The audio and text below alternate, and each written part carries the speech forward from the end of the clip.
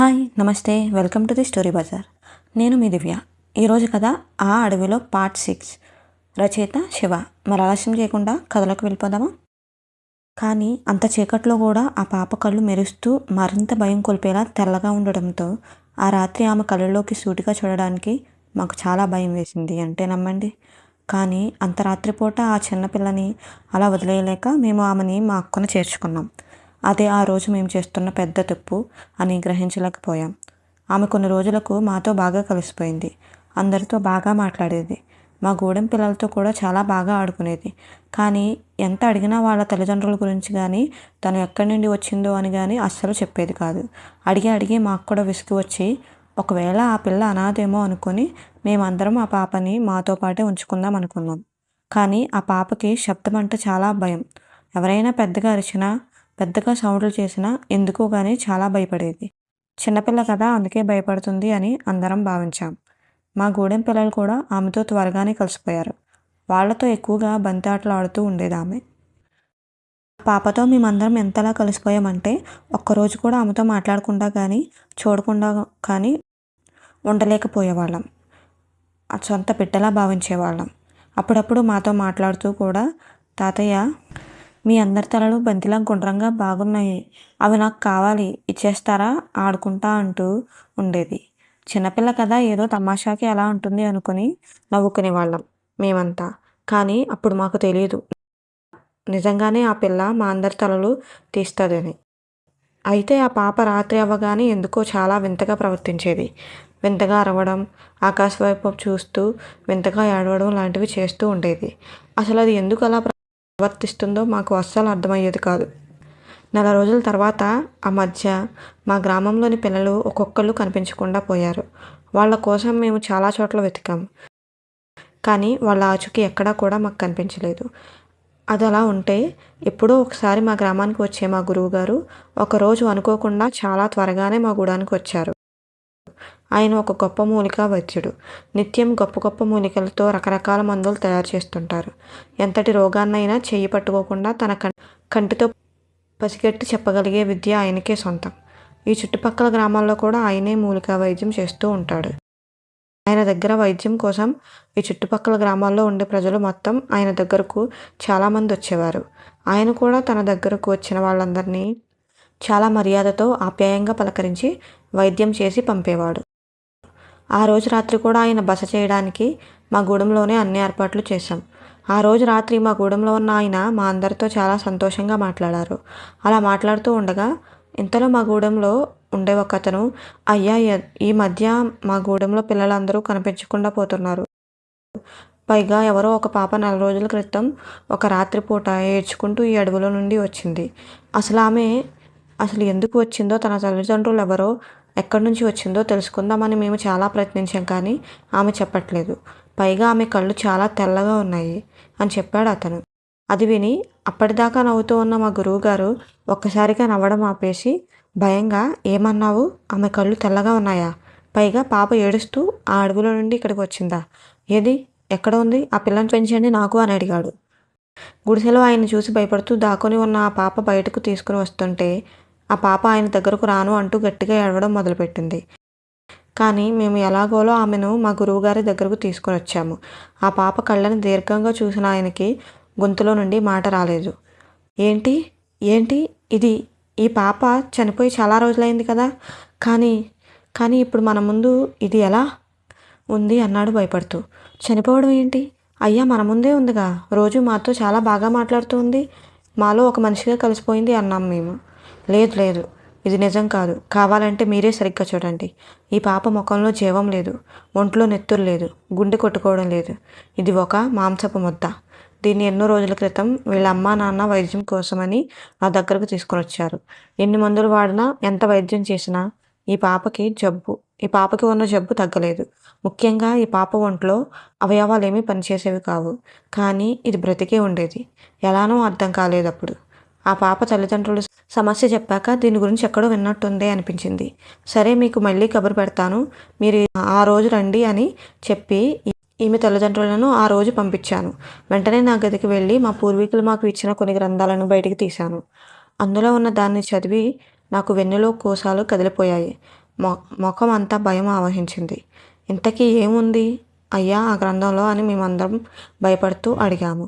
ఆయన దీర్ఘంగా ఆలోచిస్తూ ఆ గ్రంథంలో అందులో ఏముందంటే, ఈ పాప సృష్టిలోని చాలా అరుదైన మరియు భయంకరమైన ఒక జన్యు పరిమాణ లోపం వల్ల పుట్టింది.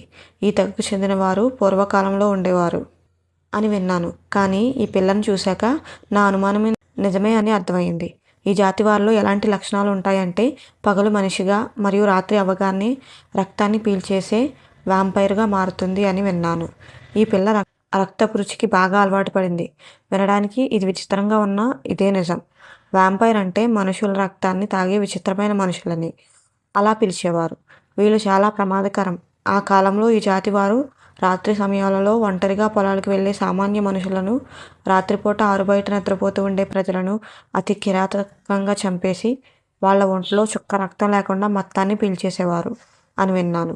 ఈ జాతి వారిలో మరీ ముఖ్యంగా వాళ్ళ శరీరంలోని గుండె పనిచేయదు. వాళ్ళ ఒంట్లో నెత్తురు ఉండదు. ఎదుటి వాళ్ళ దగ్గర నుండి తాగే రక్తంతో వీళ్ళు బ్రతుకుతారు. అదృష్టం కొద్దీ ఆ తెగకు చెందిన వారు ఆ కాలంలోనే అంతరించిపోయారు. మళ్ళీ ఇన్ని సంవత్సరాల తర్వాత ఆ జాతి లక్షణాలతో ఈ పిల్ల ఆవిర్భవించింది. రాత్రి అవ్వగానే దీని శరీరంలోకి అలనాటి వ్యాంపైర్ లక్షణాలు వస్తాయి. వాటి పరిణామాలు ఎలా ఉంటాయి అంటే, ఈ పిల్ల రాత్రి సమయంలో 4 కాళ్లతో నడుస్తూ ఉంటుంది. ఈమె పళ్ళు చాలా పెద్దవిగా పదునుగా మారిపోతాయి. చెట్లు పుట్టలు వంటివి వాటిని చాలా సునాయాసంగా ఎక్కేసి ఎక్కువగా వాటి మీదే ఉండేది అని వీళ్ళ ఊర్లో వాళ్ళు అందరూ అంటూ ఉండేవారు. అప్పట్లో వాళ్ళకి రాత్రుళ్ళు కంటి మీద కునుకు లేకుండా చేసిందంట. ఎందుకంటే ఎవరి ఇంటి మీద పడి ఎవరిని చంపుతుందో అని ఆ ఊర్లో వాళ్ళు అందరికీ కూడా ఒకంత భయం. రాత్రిపూట ఇంటి దగ్గర ఉండే కుక్కలు, గేదెలు, గొర్రెలు వంటి జంతువులను చంపి వాటిలో రక్తాన్ని తాగుతూ ఉండేది అని, రక్తం తాగడానికి వీలుపడని సమయంలో ఒక్కటే బయట కూర్చొని ఆకాశంలో చూస్తూ విచిత్రంగా ఏడుస్తూ ఉండేది అని అప్పట్లో వీళ్ళ అమ్మ నాన్న నాతో చెప్పారు. ఈ పాపని బాగు చేయడానికి నేను చెయ్యని ప్రయత్నం అంటూ లేదు. కానీ దీనికి ఉన్న జబ్బు ఎంతకీ నయం కాలేదు. కొన్ని రోజుల తర్వాత ఈ పిల్ల యొక్క అమ్మా నాన్న వీళ్ళ ఇంట్లోనే చనిపోయి ఉన్నారు అని తెలిసింది. అది ఎలా అంటే, ప్రతిరోజు ఉదయాన్నే నిద్ర లేచి ఊళ్ళో వాళ్ళందరినీ పలకరించేవాళ్ళు. ఆ రోజు నిట్ట మధ్యాహ్నం అవుతున్నా కానీ ఇంటి నుండి ఎంతకీ బయటికి రాకపోవడంతో ఇరుగు పొరుగు వారు ఇంటి తలుపులు బద్దలు కొట్టి లోపలికి వెళ్ళి చూసేసరికి ఆ ఇద్దరు మంచం మీద చనిపోయి ఉన్నారు. వాళ్ళిద్దరి గొంతు చాలా లోతుగా కొరకబడి ఉంది. ఇద్దరి ఒంట్లో నెత్తురు చుక్క అనేది లేకుండా పీల్చేయబడి ఉంది. కానీ ఎంత వెతికినా ఈ పాప మాత్రం అస్సలు అక్కడ కనిపించలేదు. అప్పుడే అర్థమైంది, వాళ్ళ ఒంట్లోని రక్తాన్ని మొత్తం ఇదే పీల్చేసి ఆ ఇద్దరిని చంపేసి ఉంటుందని. ఇన్ని రోజులు ఇది కనిపించకపోతే ఈ పిల్ల చనిపోయిందేమో అనుకున్నా. కానీ మొత్తానికి బ్రతికే ఉందన్నమాట. ఇది బ్రతికి ఉన్న చచ్చిన శవంతో సమానం. కానీ ఇది గనక ఇంకా ఉంటే మీ చావుని మీరే కొని తెచ్చుకున్నట్టే. వెంటనే దీన్ని తాళ్లతో కట్టేయండి అన్నాడు ఆయన. అది విన్న మాకు భయంతో కళ్ళు బైర్లు కమ్మేశాయి. వెంటనే ఆ పాపని గట్టిగా పట్టుకొని తాళ్లతో గట్టిగా ఆమె కాళ్ళు చేతులు కట్టేశాము. దాంతో ఆ పాప భయంతో ఇంకా భయంకరంగా ఏడవడం మొదలుపెట్టింది. ఆ ఏడుపుకి మా చెవులు పగిలిపోయాయి. కానీ ఆ పాపని చంపడానికి మాకు చేతులు రాలేదు. ఇంతలో మా గూడెంలో కొంతమంది పిల్లలు ముందుకు వచ్చి, తాతయ్య, ఈ పిల్లలు మన గూడెంలో ఉండే పిల్లలందరినీ ఆడుకుందాం రమ్మని అడవిలోకి తీసుకెళ్ళి వెళ్ళడం చూశాము. ఒకసారి ఆమె అలా తీసుకుని వెళ్తుండగా చిన్నగా ఆమెకు తెలియకుండా తనని అనుసరిస్తూ వెళ్ళాము. ఆ అడవిలోకి వెళ్ళిన తర్వాత ఈ పాప మన గూడెంలో ఉండే పిల్లల్ని గొంతు కొరికి చంపడం మేము కళ్ళారా చూసాము. వాళ్ళు చనిపోయాక ఈమె వాళ్ళపై పడి నిజంగానే రక్తం తాగుతూ ఉంది. అది చూసి భయం వేసి అక్కడి నుండి పరిగెత్తుకుంటూ వచ్చేసాము. చెప్తే మమ్మల్ని కూడా అలా చంపేస్తుందేమో అని భయపడి మీకు ఈ విషయాన్ని ఇన్ని రోజులుగా చెప్పలేదు అన్నారు వాళ్ళు. జంతువుల రక్తం నుండి మానవ రక్తానికి రుచి మరిగిన దీన్ని ఇలా వదిలేస్తే ఈరోజు మీ పిల్లల్ని చంపింది, రేపు మిమ్మల్ని కూడా చంపుతుంది. ఇంకా నిలబడి చూస్తారేంటి, దాని అంతు చూడండి అన్నాడు ఆయన. అది విని పట్టరాని కోపంతో మా గూడెంలో ఉండే జనమందరూ తమ చేతికి దొరికిన కర్రలు, కట్టెలు, రాళ్ళు తీసుకుని వచ్చి ఆ పిల్లని చితకబాదారు. కొట్టి కొట్టి కొట్టి చివరికి ఆ పిల్లని ప్రాణాలు వదిలేసేదాకా కొట్టింపేశాం. ఈ చచ్చిన దాన్ని తీసుకొని పక్కనే ఉన్న అడవిలోకి తీసుకెళ్ళి అదే మరచెట్టుకి కట్టేసి కాల్చిపడేయండి అని చెప్పారు మా గురువుగారు. మేము కూడా వెంటనే దాదాపు ఒక 10 మంది కలిసి చచ్చిన ఈ పాప శవాన్ని కర్రలకు కట్టి మోసుకుంటూ ఆ అడవిలోకి వెళ్ళాము. ఆ అడవిలో ఉన్న చీకట్లో మేము చాలా దూరం ప్రయాణించిన తర్వాత మాకు ఏదో దుర్వాసన వస్తూ ఉంది. వెంటనే అదేంటో చూద్దామని చెప్పి అటువైపుకి వెళ్ళి కొంత దూరం నడిచిన తర్వాత అక్కడ ఉన్న దాన్ని చూసిన మాకు గుండెలు పగిలిపోయాయి. అక్కడ ఉన్న ఒక మర్రి చెట్టు దగ్గర మా పిల్లల శవాలు తలలు లేకుండా పడి ఉన్నాయి. మా పిల్లల తలలు అయితే మరీ దారుణంగా ఆ మర్రి చెట్టుకు వేలాడుతూ కనిపించాయి. అది చూసిన తర్వాత మాలో బాధతో ఆక్రోశం కట్టలు తెంచుకుంది. వెంటనే కోపం పట్టలేక ఆ పాప శవాన్ని కూడా అదే మర్రి చెట్టుకి తాళ్లతో కట్టేసి ఆమె శవం చుట్టూ గడ్డి ఎండిపోయిన కట్టెలు పేర్చాము. ఆమె మీద నూనె పోసి నిప్పు పెట్టాము. శవం సగం కాలిన తర్వాత ఉన్నట్టుండి ఆమె ఒక్కసారిగా కళ్ళు తెరిచి కాలుతున్న ఆ నొప్పిని తట్టుకోలేక చావు భయంతో అది పెట్టిన ఆ అరుపులు ఎంత భయంకరంగా ఉన్నాయంటే అది విని ఆ అడవే భయపడి దద్దరిల్లిపోయింది. నాకైతే ఇంకా కోపం చల్లారక నా చేతిలో ఉన్న కత్తితో మంటల్లో కాలిపోతున్న పాప తలను ఒక్క వేటుతో నరికి తెంచేశాను. ఆ దెబ్బతో వెంటనే ఆ అరుపులు ఆగిపోయాయి. పక్కనే ఉన్న మా వాళ్ళైతే కోపంతో ఆ దగ్గరలో ఉన్న ఒక బండరాయితో తెగిపడిన ఆ పాప తలపై బలంగా అది నుజ్జునుచ్చయ్యే వరకు పాప కపాలాన్ని పిండి పిండిగా పగలగొట్టేసి దాన్ని ఆ మంటల్లోకి విసిరేశారు. ఆమె శరీరం మొత్తం పూర్తిగా కాలిపోయాక మిగిలిన ఆమె ఎముకల్ని ఒక చెక్కపెట్టెలో పెట్టి దగ్గరలో ఒక గొయ్యి తవ్వి పూడ్చేశాం. అలా అది జరిగిన 3 నెలలు బాగానే గడిచింది. కానీ ఆ తర్వాతే అసలు సమస్య మొదలైంది. ఒకరోజు రాత్రి మా గూడెంలో ఉండే జనం అందరూ గాఢ నిద్రలో ఉన్నారు. కానీ మాకు అడవిలో నుండి కాపాడండి కాపాడండి అంటూ ఎవరివో అరుపులు వినిపించాయి. ఆ శబ్దానికి మెలకు వచ్చిన మా గురువు గారు అది విని ఎవరో అడవిలో ఆపదలో ఉన్నట్లున్నారు, వెంటనే వాళ్ళని కాపాడాలి అని అడవిలోకి అంత రాత్రిపూట మేము ఎంత చెప్పినా వినకుండా ఒక్కడే పరిగెత్తుకుంటూ వెళ్ళాడు. అలా వెళ్ళిన కాసేపటికి ఆయన భయంతో అరిచిన అరుపు మా గూడెం వరకు వినబడింది. ఆ తర్వాత ఆయన ఇంకా తిరిగి రాలేదు. ఆయనకి ఏమైందో అని మాలో ఇంకా భయం మొదలైంది. ఆ తర్వాత ఉదయాన్నే మేము కొంతమంది కలిసి అడవిలో ఆయన కోసం వెతుకుతూ వెళ్ళాం. అలా వెళ్ళిన మాకు ఆ అడవిలో ఉన్న మర్రి చెట్టు దగ్గర ఆయన శవం అతి కిరాతకంగా తల లేకుండా పడి ఉంది. దాన్ని చూసిన ఒక్కొక్కళ్ళకి భయంతో వణుకుతూ రోమాలు నిక్కబడుచుకున్నాయి. వెంటనే అడవి నుండి గూడెం వైపుకి పరుగు పెట్టేశారు మా వాళ్ళు. కానీ వాళ్ళు వస్తున్నప్పుడు చెట్ల మీద నుండి ఏదో వెంటాడుతూ వచ్చి వాళ్ళల్లో ఒకళ్ళు మీదకు దూకి ఈడ్చుకుంటూ ఆ మట్టి కుప్పల్లో ఉన్న స్వరంగం లాంటి స్థావరంలోకి లాక్కొని పోయింది అని చెప్పారు మిగిలిన వాళ్ళు. కొన్ని రోజుల తర్వాత మా గూడెంలో ఉన్న ఒక గొర్రెల కాపరి ఆ అడవి నుండి భయంతో పరిగెత్తుకుంటూ వచ్చి మాతో ఏం చెప్పాడంటే ఆ పాప చనిపోయినా కానీ ఇంకా దాని ఆత్మ ఆ అడవిని వదిలి వెళ్ళలేదు. అక్కడే ఆ అడవిలోనే వేటాడుతూ తిరుగుతూ ఉంది. మరీ ముఖ్యంగా చెట్ల మీద ఉంటుంది అని చెప్పాడు. ఆ తర్వాత నుండి రాత్రి అయితే చాలు గ్రామంలో ఎవరో ఒకళ్ళు చావు కేకలు, ఏదో ఒక గుడిసెలో దొరికిన వాళ్ళని పట్టుకొని ఆ అడవిలోకి ఈడ్చుకుంటూ వెళ్ళిపోయేది. అలా వెళ్ళిన వారు ఆ తర్వాత రోజు ఆ అడవిలో ఉండి మర్రి చెట్టు దగ్గర తల లేకుండా చనిపోయి పడి ఉండేవారు. ఇక రాత్రి అయితే చాలు ఆ అడవిలో నుండి ఏవో వింత వింత అరుపులు, ఏడుపులు ఆ పాప మమ్మల్ని అడవిలోకి పిలుస్తున్నట్టు వినిపించేది. ఎప్పుడు ఎవరి మీద పడుతుందో ఎవరి ప్రాణం తీస్తుందో తెలియక మేము ప్రాణాలు గుప్పెట్లో పెట్టుకుని రాత్రంతా అందరం ఒకే చోట చేరి కాకడాలు వెలిగించి ఒకే చోట అందరం కలిసి ఉండేవాళ్ళం. ఏం చేయలేని పరిస్థితి. మాది దిక్కుతోచని పరిస్థితిలో మాకు తెలిసిన ఒక కొండ గుహలో ఉండే ఒక స్వామీజీ దగ్గరకు అందరం కలిసి వెళ్ళి ఆయనకు జరిగిందంతా వివరించి చెప్పాము. అది విన్న ఆయన అది బ్రతికి ఉన్న రోజుల్లోనే ఎంతో శక్తివంతంగా ఉండేది.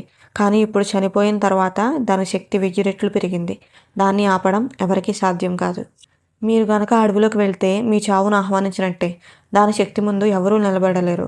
ఈ విషయంలో మీకు నేను ఎటువంటి సహాయం చేయలేను. దయచేసి నన్ను క్షమించండి అన్నాడు ఆయన. అలా అనొద్దు స్వామి, రాత్రులు మా గ్రామంలోకి దూరి ఒక్కొక్కరిని చంపుతుంది. ఈ భయంతో మాకు తిండి నిద్ర కూడా అస్సలు ఉండడం లేదు. మీరే మమ్మల్ని ఎలా అయినా కాపాడాలి అంటూ అందరం కలిసి ఆయన కాళ్ళ మీద పడ్డాం. మా బాధ చూడలేక ఆయన ఒకే మాట అన్నారు. ఆ అడవిలో ఉన్న దానికి శబ్దం, వెలుగు, నీరు, నిప్పు, గాలి ఇవంటే దానికి చాలా భయం. కాబట్టి ఆ అడవి చుట్టూ నీరు ఉండేలా చూసుకోండి.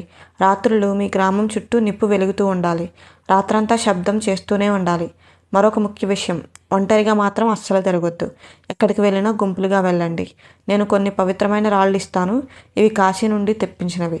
వీటిని తీసుకెళ్ళి అడవికి చుట్టూ పాతండి. అప్పుడే ఆ పాప ఆత్మ అడవి నుండి బయటకు రాలేదు. మీకు మరీ చెప్తున్నా, రాత్రిపూట ఎవ్వరూ కూడా ఆ అడవిలోకి వెళ్ళొద్దు. రాత్రి సమయంలో దాని శక్తి అమోఘంగా ఉంటుంది. దాన్ని ఆపలేము. ఇక ఇంతకన్నా నేనేం చేయలేను. కాబట్టి నేను చెప్పింది చేయండి అని చెప్పి మమ్మల్ని పంపించాడు ఆయన. తిరిగి గూడానికి వచ్చిన మేము ఆయన చెప్పినవన్నీ చేశాము. ఆ తర్వాత నుండి దాని బారిన పడి వాళ్ళ క్రమంగా సంఖ్య తగ్గి, కానీ రాత్రుళ్ళు ఆ అడవిలోకి వెళ్ళిన వాళ్ళని మాత్రం అది అస్సలు వదలదు. మనుషుల తలలు అంటే దానికి పిచ్చి. అందుకే అది అంత దారుణంగా చంపి తలలు వేరు చేస్తుంది. అందుకే దానికి మేము అది అని పేరు పెట్టాము. మానవ జాతిలోనే ఒక అరుదైన వింత ప్రాణి. చనిపోతే దాని పరిణామాలు ఇలానే ఉంటాయి. కానీ రాత్రులు గనక అడవిలోకి వెళ్తే వాళ్ళందరూ ఆ అడవికి బలవ్వాల్సిందే అని జరిగిందంతా చెప్పాడు ఆ ముసలాయన. అది విన్న గోవింద్కి భయంతో ఇంకొక క్షణం కూడా అక్కడ ఉండకుండా నేను వెళ్తున్నా అని చెప్పేసి వెంటనే అక్కడ నుండి బయలుదేరి 3 కిలోమీటర్లు నడిచిన తర్వాత ఒక హైవే రోడ్డు మీదకి చేరుకున్నాడు. ఇంతలో అటువైపుగా ఒక బస్ వస్తుంటే దాన్ని ఆపి వెంటనే అందులోకి ఎక్కి కూర్చున్నాడు. బస్ కదలడం మొదలైంది. జరిగిందంతా తన జీవితంలో మర్చిపోలేని ఒక పీడకలగా మిగిల్చింది గోవింద్కి. కానీ మరో పక్క అతనికి సంతోషంగా కూడా ఉంది. ఎందుకంటే ఆ అడవిలో దొరికిన వజ్రాలు అన్నీ తన దగ్గరే ఉన్నాయి. వాటిని చూసి మురిసిపోతూ నవ్వుకుంటూ ఉన్నాడు గోవింద్. అలా గంటసేపు ప్రయాణం చేసిన తర్వాత చుట్టూ అన్నీ పెద్ద పెద్ద చెట్లు ఉన్నాయి. ఒక్కసారిగా ఆ ప్రదేశం మొత్తం చీకటిగా మారింది. ప్రకృతిని కాసేపు ఆస్వాదిద్దామని కిటికీ అద్దాలు ఓపెన్ చేసి బయటకు చూడగానే ఈ ప్రదేశాన్ని ఎక్కడో చూసినట్టుంది అని అనిపించింది తనకి. మళ్ళీ ముందున్న చెట్ల వైపుకి చూడగానే తన గుండె ఆగిపోయింది. ఎందుకంటే తను అసలు ఎక్కడున్నాడో అప్పుడు అర్థమైంది. అతను మళ్ళీ అదే అడవి కొండ ఆ ఘాట్ రోడ్ మీద ప్రయాణిస్తూ ఉన్నాడు. చుట్టూ ఉన్న పెద్ద పెద్ద భారీ చెట్ల వల్ల ఆ అడవిలోకి వెలుగు కూడా పడడం లేదు. అప్పటికే ఆ అడవిలోకి ఆ బస్సు వచ్చేసింది. అతను గమనించిన మరొక విషయం ఏంటి అంటే బస్సులోని ప్రయాణికులు అతన్ని బస్సు ఎక్కినప్పటి నుండి అందరూ తన వైపే వింతగా చూస్తూ ఉన్నారు. వాళ్ళ చూపులో ఏదో తేడా ఉంది. ఆ ప్రయాణికుల్లో తన ఫ్రెండ్స్ అయిన శ్రావణ్ మరియు అరవిందులు కూడా ఉన్నారు. ఎరా మమ్మల్ని వదిలేసి నువ్వు ఒక్కడివే వెళ్ళిపోతావా అన్నాడు కోపంగా శ్రావణ్. మరి ఆ బస్సులో ఉన్న వాళ్ళందరూ ఎవరు? మళ్ళీ ఆ అడవిలోకి వెళ్ళిన గోవింద్ తిరిగి వచ్చాడా? తెలుసుకోవాలంటే నెక్స్ట్ ఎపిసోడ్ వినాల్సిందే. కథ నచ్చితే లైక్ చేయండి. అలాగే కథ ఎలా అనిపించిందో కామెంట్ చేసి చెప్పండి. అలాగే మన ఛానల్ని తప్పకుండా సబ్స్క్రైబ్ చేసి పక్కనే ఉన్న బెల్ ఐకాన్ని క్లిక్ చేయండి. Thank you for listening.